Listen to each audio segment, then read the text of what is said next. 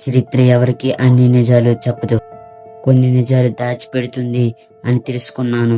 ప్రపంచవ్యాప్తంగా కోట్ల మంది దేవతల ఆరాధించిన మదర్ తెరీసా సామ్రాజ్యం వెనుక ఉన్న అసలు నిజాలు ఏమిటి? స్వయంగా ఆశ్రమంలో పనిచేసిన మాజీ సభ్యురాలు రికార్డ్స్తో సహా బయటపెట్టిన ఆ డార్క్ సీక్రెట్స్ ఏంటి?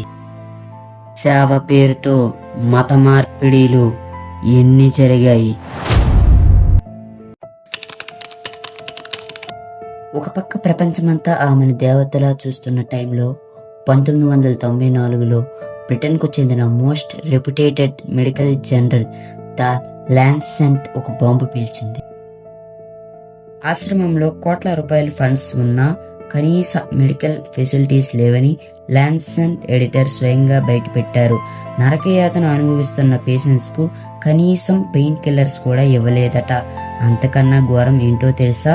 ఒకరికి ఇంజెక్ట్ చేసిన సూదులు, సిరంజీలను జస్ట్ చల్లటి నీళ్ళతో కడిగేసి మళ్ళీ ఇంకో పేషెంట్స్ కి గుచ్చేవారట. ఈ మెడికల్ నెగ్లిజెన్స్ చూసి వరల్డ్ మొత్తం షాక్ గురైంది.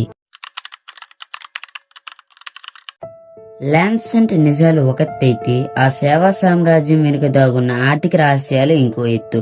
ఇంటర్నేషనల్ నుండి 100 కోట్ల ఫండ్స్ వచ్చినా అందులో పేదల కోసం వాడింది కేవలం 7% మాత్రమేనని పెద్ద ఆరోపణ ఉంది.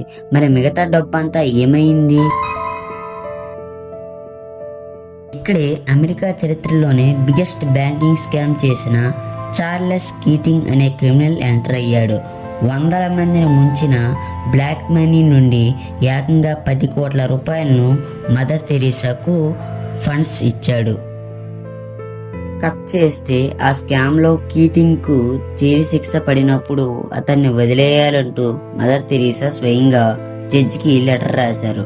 ఆ డబ్బు పేదలది, తిరిగి ఇచ్చేయండి అని పబ్లిక్ ప్రాసిక్యూటర్ అడిగినా ఆమె నుండి ఆన్సర్ రాలేదు. ఆ డబ్బంతా రహస్యంగా వాటికన్ బ్యాంకులోకి వెళ్ళిపోయిందనేది ఇప్పటికీ ఒక పెద్ద మిస్టరీగా మిగిలిపోయింది. సుసాన్ షీల్డ్స్ 9.5 ఏళ్ల తెరీసా ఆశ్రమంలో సిస్టర్ గా పనిచేసింది. ఆవిడ బయటపెట్టిన సీక్రెట్ బాప్టిజం నిజాలు ప్రపంచాన్ని షాక్ కు గురి చేశాయి. సుసాన్ షీల్డ్ రాసిన తెరీసా హౌస్ ఆఫ్ ఇల్యూజన్స్ అనే ఆర్టికల్లో సాక్ష్యంగా ఆశ్రమంలో ఎవరైనా చనిపోయే స్థితిలో ఉంటే సిస్టర్స్ వారి దగ్గరికి వెళ్లి మీకు స్వర్గానికి టికెట్ కావాలా అని అడిగేవారు అట.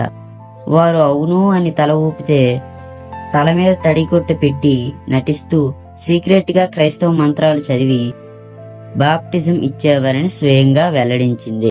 దీనికి బలమైన ఆధారంగా బ్రిటిష్ జర్నలిస్ట్ క్రిస్టఫర్ రాసిన ద మిషనరీ పొజిషన్ అనే బుక్ లో కూడా ఇదే టాపిక్ ని చాలా క్లియర్ గా చెప్పారు. హిందువులు, ముస్లింలు అని తేడా లేకుండా వారి చివరి క్షణాల్లో వాళ్ళ కుటుంబ సభ్యులకి ఇంకా వాళ్ళకి తెలియకుండానే కొన్ని వేల మందికి బాప్టిజం ఇచ్చామని వెల్లడించారు. ఈ వీడియోలో ఏమైనా తప్పుగా మాట్లాడుంటే నా క్షమాపణలు.